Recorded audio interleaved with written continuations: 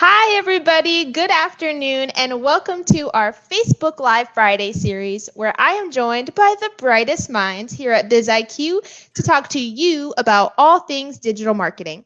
I am Candace Tyler, your host, as well as the Community Relations Coordinator here at BizIQ. This week, I am joined by Andrew, who is our Senior Manager of Social Media Management. But that is not all he does. He has had years of experience of being the Director of Marketing at several organizations. So thank you, Andrew, for joining us today. Afternoon, Candace. Thank you so much for having me on. And thank you to everyone watching live as well. Yes, and today we are talking about competitor analysis. Now, this is something that many small business owners need to do, but it's often overlooked. Why do you think that is? Absolutely. Some business owners may feel that it's disingenuous to spy on their competitors, but the truth is that you need to understand how your competitors are marketing to ensure you don't get left in the dust.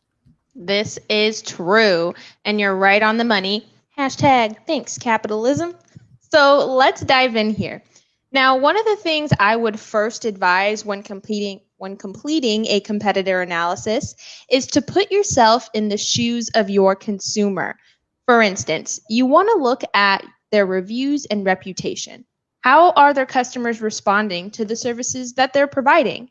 Whoever has the lowest review average between you and your competitor is going to automatically be disqualified in the eyes of your consumer. That's absolutely right, Candace. In 2020, online reputation is more important than ever before. Consumers are looking at reviews to inform their purchasing decisions. Let's look at an example. Are you looking for a new toothbrush on Amazon? The odds are you're not buying that toothbrush with a 1-star review. Right. Companies that provide services are incredibly similar. Consumers want to go with companies that have a good reputation online. Scouting that reputation and learning where your competitive companies are faulting definitely plays to your advantage.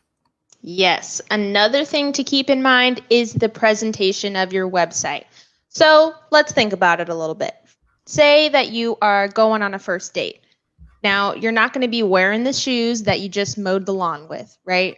No, you're going to be dressing up and wearing your best because we all know that first impressions are everything. And the same thing goes with your website.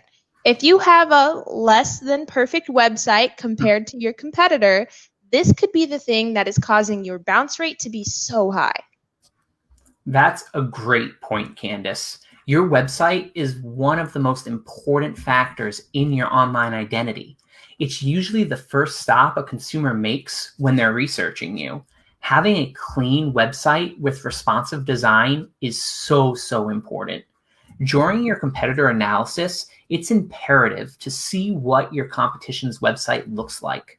See what they're doing right and what they're doing wrong. And don't be afraid to use their website as inspiration.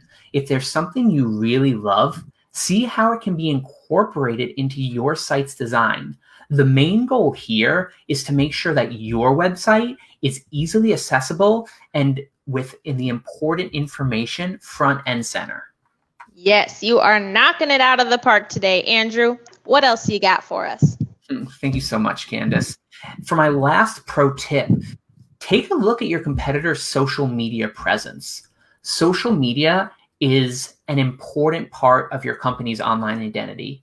Take a look at your competition's Facebook, Instagram, Twitter, and LinkedIn pages and see how their communities are on each one of them. Take a look at the types of posts the company is making and how their clients are engaging with them. Creating great social media posts is an awesome way to build an energetic and passionate community and drive consumers back to your website. Yes, social media is a big one, especially now that we're all stuck inside. But Andrew, we do have a question from the crowd. What does responsive design mean? Absolutely. That's a great question. Responsive design simply means that your website works on any device that you might go to, whether that's your desktop computer, your laptop, your mobile cell phone, or an iPad or tablet device. No matter where you are, that website will be formatted perfectly for that website. And as we mentioned, that information will be easily accessible no matter where you are. Perfect. And that is all the time that we have today, folks. Please feel free to continue the conversation in the comments section or send us a message because we would love to hear all your questions and comments on this. Thank you, Andrew, for joining us today, and your knowledge is always appreciated. Thank you so much for having me, Candace. Join us next week, August 7th at 12 p.m. Mountain Standard Time, as we dive into our next topic of reputation management. You're not going to want to miss this one, but I will catch you on the flip side until then. Thanks for joining us, everyone. Bye.